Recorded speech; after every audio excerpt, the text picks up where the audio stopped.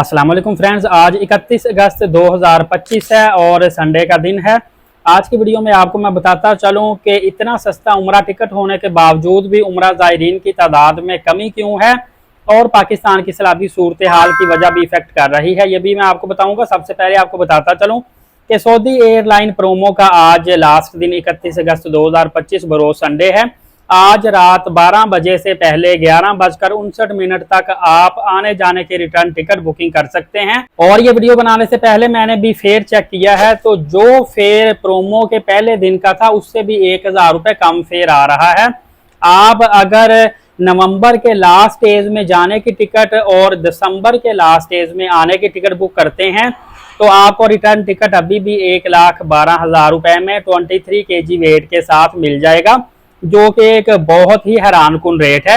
हालांकि इससे पहले सालों में ये हुआ था कि 2-3 दिन पहले टिकट बुकिंग कंप्लीट हो चुके थे, लेकिन इस मरतबा आपको पता है कि पाकिस्तान में एक तो शदीद तूफानी बारिशें हैं, दूसरा चंद दिन पहले स्वात में बोनेर के एरियाज में इंतहाई खतरनाक सैलाब आया था। उसके बाद अभी पंजाब के मुख्तलिफ इलाकों स्पेशली लाहौर में दरियाए रावी बिखरा हुआ है और लाहौर की जो बेहतरीन सोसाइटीज हैं ये सारी की सारी सैलाब की नजर हो चुकी हैं और 2-2 मंजिल लोगों के जो मकान हैं वो पानी में डूब चुके हैं। लोगों का लाखों का सामान खाकस्तर हो चुका है। इसकी वजह यह है कि जिन लोगों ने टिकट्स करवाई हुई थी और उनके घर सैलाब की नजर हुए हैं, उन्होंने भी अपना टूर जो है वो कैंसिल कर दिया है, टिकटें रिफंड करवा ली हैं।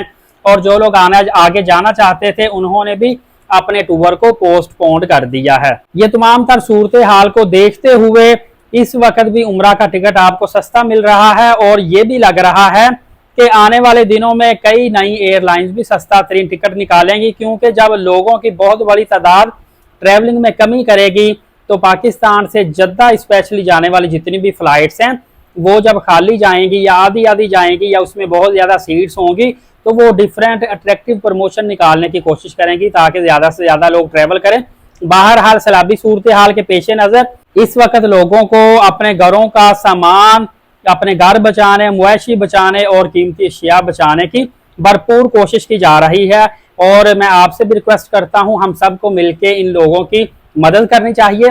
और अगर किसी भी सैलाब मुतासरीन का सामान आपको कहीं से मिलता है तो कोशिश करें कि उन तक वापस जल्द से जल्द पहुंचाएं, ना कि वो सामान अपनी कस्टडी में लें। इसके अलावा दोस्तों आपको बताता चलूं कि उम्रा जो वर्चुअल आईडीज थी वो बंद कर दी गई थी। इसके अलावा पाकिस्तान की जो वजारत मजहबी अमूर है इसने 70 के करीब ऐसे जो IATA आईडीज हैं इनकी लिस्ट भी जारी कर दी है। आप इनकी वजारत की वेबसाइट पे देख सकते हैं कि ये डायरेक्ट अब जो IATA आईडीज हैं ये उम्रा वीज़ा जारी करेंगे, इनके अलावा कोई भी उम्रा वीज़ा जारी नहीं करेगा। लिहाजा अगर आप डायरेक्टली इनसे वीज़ा लगवाएंगे तो फिर आपको उम्रा वीज़ा खासा सस्ता मिलेगा।